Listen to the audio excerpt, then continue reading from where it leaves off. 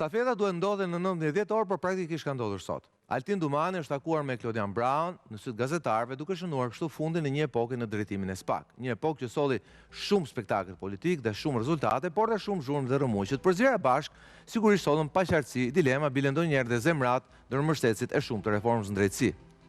Sot kur Dumani po ikën, ja vlen të flasim për atë që ndodhi këto 3 vjet dhe çka presim nga pasardhësi i tij, i cili duket një dorë fort, e ftohtë si prokuror dhe e qetë si administrator. Klodian Brown dukshëm ishte një kompromis i eshtur mes gjitha palëve për qenë kreu i ri i SPAK edhe mes një Amerike me fokus të ndryshuar dhe shumë dosjeve të nxehta që lanë në mes Altin Dumani. Ndërkohë ka një palë në Shqipëri që as ndryshon, as zëmen dhe as shtohet. Kjo është opozita. Edhe sot në shesh Berisha mblodhi një 200 vetë dhe deklaroi se po e kapi Edi Ramën në shesh, nuk do ta lëshonte më. Nuk dia i foli Freudi, pasi vërtet ai bën mirë të mos ta lëshojë Ramën, sepse po e lëshoi, doktori do ta kapë Saliani dhe atëherë do ta lëshojnë gjithë të tjerët. Por ajo që më bëri përshtypje sot ishte dalja në protestë pas shumë kohe e Argita Berishës. Njeriu që lëviz penjt prapa kulisave të drejtësisë nuk del asnjëherë kot publik. Dalja e saj vlen fill pas vendimit të gjykatës kushtetuese që praktikisht bëri nul vendimin e GKO-s kundër numrit 2 të qeverisë. Por në ato votim, në kushtetuese, kundër qeverisë votuan dhe 2 vetë që presupozohet të mund marrin një qendrim tjetër. Gjyqtarët Toska dhe Vokshi i bashkon pikërisht Argita Maltezi dhe zarat e saj të tjerë, si Nuni me shok, të cilët u kanë falur karrierën këtyre gjykatësve me shumë probleme në të shkuarën. Njërin e shpëtuan nga vetingu, ndërsa tjetrin e futën me faull në gjykatën kushtetuese dhe me firma të falsifikuara. Edhe mendim nga vetë brenda kambit majt. Këta 2 gjykatës kanë ardhur nga gjykata e lartë e Sokol Sadushit. Sokol Sadushi është i majt dhe nuk e fsheh këtë. Por kësaj radhe kjo rrjet Merimange që nis nga gjykata e lartë dhe vazhdon deri poshtë, doli hapur kundër qeverisë në precedentin Balluku.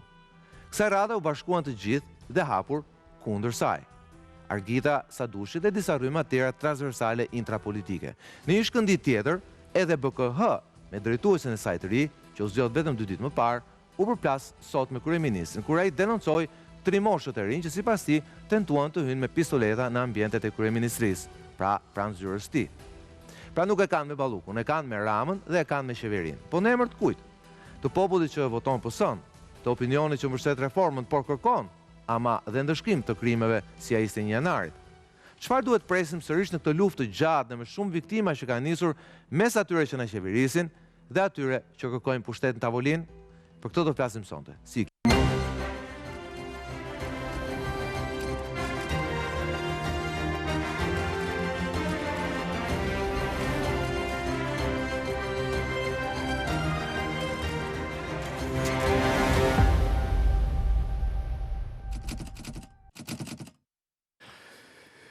Mirëmbrëma dhe mirë se vini në Real Story. Flasim sigurisht sot fillimisht për atë rokat që ka ndodhur në SPAK, ku sot pas një takimi informal, Dumani dhe Brown të dy së bashku në sytë të gazetarëve kanë komunikuar në vijat përgjithshme temi transferimin e pushtetit, ndoshta jo të zyrës, por pushtetit nga një drejtues tek tjetër. Sigurisht do flasim edhe se çfarë po ndodh pas vendimit të gjykatës kushtetuese, e cila që tash në editorial pra bëri nul, por ka sigurisht prapa skena të cilat ja vlen të diskutojmë, pasi duket se gjithë kanë nxjerrë shpatat dhe ne pse s'kemi se mos ta komentojmë. Me mua në studio janë Brisita Gjikondi, mirëmbrëma Brisita, Ervin Karamuçi, mirëmbrëma profesor, Martin Leka, mirëmbrëma Martin, dhe kolegu im Skënder Mëngjozi, mirëmbrëma Skënder.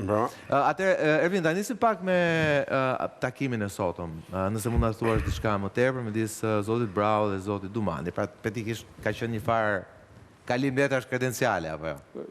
Takim kortesie edhe për të shprehur vlerësimin e atij që ikte dhe këtij që vinte, por edhe për të shtrënguar duart sepse mos mendoj njëri që Dumani iku dhe nuk do jetë aty.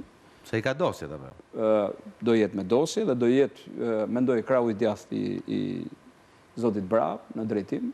Madje mendoj që kjo ka qenë dhe një marrëveshje që është bërë me ndërkombëtarët, për shkak se ligji nuk mund ndryshonte, por pozicionimi i Dumanit do të jetë i njëjtë në bashkërendimin e shumë punëve që do ketë aty së bashku si një skuadër me zotin Braho. Sigurisht, zoti Dumani është njohur me zotin Braho vetëm në SPAK, pas s'kan punuar asnjëherë më përpara bashkë.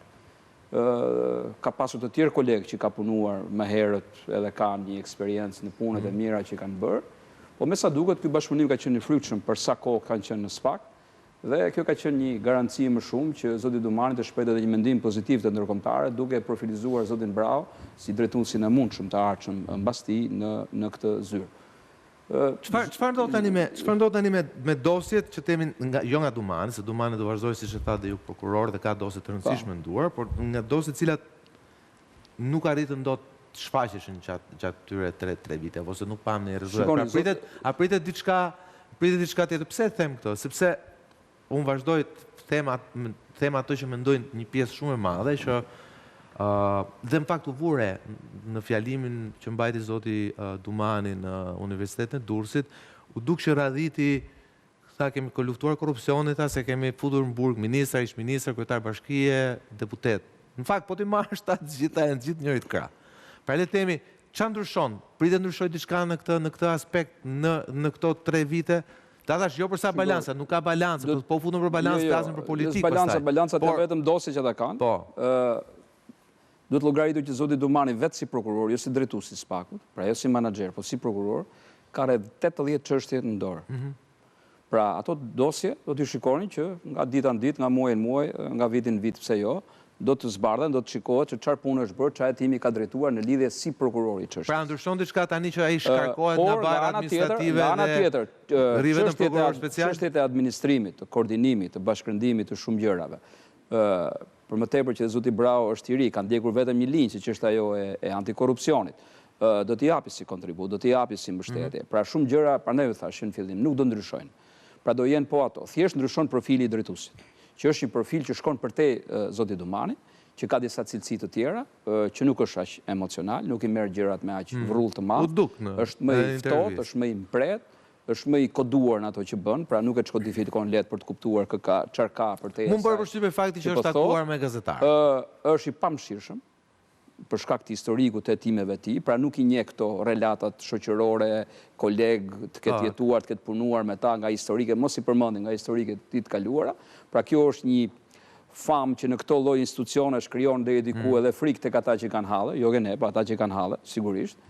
A do të ndjeki këtë linjë, a do të vazhdoj kështu, a do të jetë më i ashpër etj, por nga ana tjetër është kërkuar shpesh edhe në platformat e tij, ajo treguat ishte më i matur në lidhje me çështjet që kanë bërë me procesin e rregullt, duke filluar nga celulara, drejtat e njeriut, kjo ajo. Po gjëra që në fakt po të shikojmë dhe rreshta, ai bënte një mea culpa për të gjithë prokurorët dhe për praktikat që ishin ndjerë. Domethënë, apo jo Skënder, në atë që foli zoti Brau gjatë temi intervistimit, që ne dinim që ai do fitonte, pra nuk ishte dilemë që ai do fitonte, u duk që ai ceku të gjithë temat të cilat ne kemi diskutuar të SPAK-ut gjatë 2 viteve të fundit të epokës Dumani. Temi dilemat për shkeljen e drejtave të njeriut, temi aktet caktuara, gjyqësore, sjelljet caktuara të agjentëve të BKH-s. Pra le të themi i preku dhe u duk sikur mea culpa jo, ndoshta, por me idenë që do të vi unë dhe këto gjëra do mundohem që secilin në vendin e tyre. Pra jo të kalojmë me krau tjetër, jo të kalojmë që t'i lirojmë gjithë, por duhet jemi të kujdesshëm të respektojmë dhe individin. Dhe kjo mua më bërë përshtypje tek ajo që zoti Brau, një linjë zbutur. Rikthimi i stabilitetit. Po pra, një linjë më e zbutur. Një administrim duke përqasur edhe vendimet e gjykatës kushtetuese të fundit në lidhje me celularat, edhe vendimin e gjykatës Strasburgut, proporcionalitetin për zotin Gëllçi etj. Pra shumë nga këto ishin mishëruar deri diku në qëndrimet që ai mbante në platformën e tij, krahas 3 konkurrentëve të tjerë. Ditën që ka ndodhur votimin e kemi rastisë në studio dhe kjo ka qenë një pikat e diskutimit, sepse po ju kujtoj që të gjithë kandidatët, dhe ne atë ditë e vumë në duke, mos gaboj Xholi i pari, kishin futur në paraqitjet e tyre pikrisht këtë elementin e atij standardi që duhet të ofrojë tashmë drejtësia e re si koncept, por posaçërisht struktura e posaçme në veprimtarinë e saj, mbledhjen e prova, në hetimet, përgatitjen e dosjeve, sjelljen ndaj fenomenit të paraburgimit dhe element tjerë që përbëjnë, si thosh, domenin e punës. Pra, siç Xholi tha dhe më vonë e konfirmuan dhe të tjerët që ne nuk do të fusim njerëz në burg pa prova, dhe kjo ishte një ndër frazat që kumbojnë në atë sallë, me thënë drejtën. Kjo mendoj unë, dhe do më lejosh ta përsëris atë që thash dhe atë ditë, dhe i qëndroj atij mendimi, që nëse kemi pasur një 3 vjeçar të zotit Kraja, i cili ishte ai i setupit, pra i ngritjes nga zero të strukturës. Profilit ullët, për shkak se po ngrinte nëse kemi pasur më vonë një krijim të profilit lartë dhe goditës nga zoti Dumani, unë mendoj se ka ardhur koha që SPAK, por edhe GKKO dhe gjithë hallkat e tjera të drejtësisë re, pas këtij kolaudimi 6 vjeçar, të fillojnë të ofrojnë natyrisht forcë goditëse, por edhe standard. Duhet jemi një shtet që të respektojmë standardet, sepse siç Karamuça e tha me drejt, tashmë ka bërë një farë shkolle kjo edhe sjellja e SPAK në disa raste, pikërisht me Gëllçin, me disa gazetarë, po, edhe me punën e celularëve që ka një vendim të kushtetuesës. Jo, dhe me ca gazetarë tjerë që i bëri zëdhënësa jo formal të SPAK-ut. Ajo pastaj është fenomen më i vjetër se sa drejtësira. Patjetër, po presupozoj që drejtësira mos i kthej fenomeneve të vjetra. Ky është problemi, sepse ajo që mua më bëri përshtypje pozitive, sot është fakti që është takuar me gjithë gazetarët e sot Sokol do ta mbaroj këtu nëse mundem. Normal, edhe ka komunikuar në mënyrë normale, pa prapaskene nga pas. Sot kishim 3 ngjarje. Kishim këtë takim me gjithë vëmendjen e shtypit, një takim grupi parlamentar të PS-s dhe një protestë të PD-s, të opozitës pasdite, sepse siç po bisedonim duke ardhur këtu me Brizitën, e bukur ishte se opozita bëri një gabim të vogël taktik, që duke dalë pothuajse të tërë në shesh dhe duke u parë sa pak janë, kur janë edhe të gjithë bashkë, më mirë të kishte munguar një pjesë, në mënyrë që ata të munguarit të thoshin që dolën këta, po këta s'ka njerëz, i kemi ne. Pra, sot ishin këto 3 ngjarje. Çka ka ndodhur? Për mendimin tim, mund ta përmbledh kështu, me që ma kërkon. Jo, me që tre thash ti lidhim. Nga të 3 komponentët, SPAK sot u pa, dhe duket, nuk është se mbetej ngjarja e sotme. U pa që forcën që s'ka opozita dhe që nuk po e tregon dot, dhe zmaltin dhe shkëlqimin që se ka më majoranca dhe që nuk po e prodhon dot më, sepse është mandat në 4, kam përshtypjen se e kam marrë në fokus pikërisht ky komponent i tretë. Dhe siç Sali Berisha thoshte në terma të tjerë në 2005, po ta kujtoj, sapo Ilir Meta doli dhe mori aq deputet sa doli, me gëzim të madh sepse kishte frazë përgatitur, sot politika shqiptare është trepolare.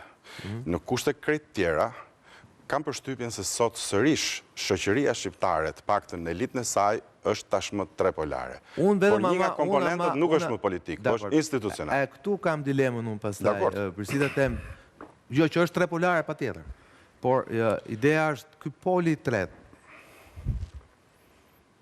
Unë ka përshtypjen që për shkak të entuziazmit të epokës Dumanit, ajo vija e hollë dhe e kuqe midis të vënit drejtësi dhe ndikimit politik, mendoj unë që u prek, unë mendoj pa dashje, në shumicën e rasteve.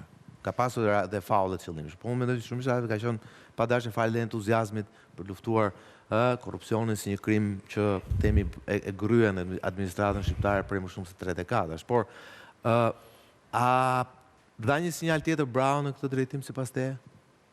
Po, unë mendoj që Brau do vazhdoj në rrugën e Dumanit. Nuk besoj se patjetër që e ka rrugën e hapur dhe të shtruar, por biles kam përshtypjen se do vazhdoj në rrugën e Dumanit dhe jo vetëm kaq, por bashkëpunime me BKH-n, sepse haruam një faktor të madh. Zgjedhja në krye të BKH-s e Jon Ketës, që duket që është në preferencën edhe të Dumanit, edhe të Braus, edhe të ndërkombëtarëve. Se Brau e përfshiu dhe në platformë, tani do ta zhduket në plat kuptoja të përplasjen. Sepse më përpara ka pasur, do në t'i themi gjithë që ka pas një ngërç të gjatë mes BKH-s edhe SPAK-ut, dhe kjo e dëmton shumë punën e SPAK-ut. Pavarësisht se BKH-ja është pjesë e SPAK-ut, por ka pas një ngërç mes dy drejtuesve të këtyre dy institucioneve. Nuk i hym arsyeve dhe gjërave, por mendoj që tashmë që është Jon Keta, që është një zgjedhje tyre dhe bashkëpunimi tyre, kam përshtypjen se do e fuqizoj punën e SPAK-ut. Sa për pjesën e përplasjes me ekzekutivin, kjo është vërtet. Me që ta kemi përplasje, që përplasje goxha e fort, paktën me deklarata, po... Unë mendoj që vazhdon ka përplasje... Rama i shuan trimoshët, pra le temi... Po mendoj që përplasjen më të madhe emocionale e ka Rama se sa SPAK, për mua, në ligjërim. Çka tregon edhe një kompleksim edhe frikë të Ramës, sepse mendoj që një kryeministër i një standardi të një shteti demokratik që aspiron të hyjë në Bashkimin Evropian, që bën si lider evropian. Ai foli për korrigjime, pra la hapur kuptoj që do ketë korrigjime. E ke dëgjuar së fundit Trumpin? Kot. Jo, kam dëgjuar, unë thash Europian, në fakt, nuk thash... Më falë, jo Atlantik. Jo, thash Euro-Atlantik. Dakor. Po prap, edhe Trumpi së shë Korea Veriut. Po mirë, gjithsesi... Po pra tjetër. Po që nga momenti që një kryeministër përdor fjalën patlake, përdor fjalën trimosha kështu, mendoj që klima në Shqipëri është pak e intencionuar dhe do doja që kryeministri mos t'i fry këtij zjarri. E kam thënë 100 herë që ka mënyra të tjera për të treguar kufirin një pushteti që ty mendon që Rama thotë që do e përsëriti, tha po e marr këtë shembull për t'ju përsëritur se ka ardhur koha të ndërhyjmë. Pra ti mendon se ti edhe tende ne kishe këtë ide që ndoshta qeveria duhet të flasë me akte, me ligje, duhet të ulet dhe thotë okay. Bëjmë një ligj të ri. Thash, këtë mund ta bëjmë ne këtu në sallë, mund të flasim, bëjmë komente emocionale, trimoshi, patlake etj. Por një kryeministri nuk i takon të ketë atë lloj gjuhë emocionale, sepse dhe vetë situata dhe klima në Shqipëri është e tensionuar.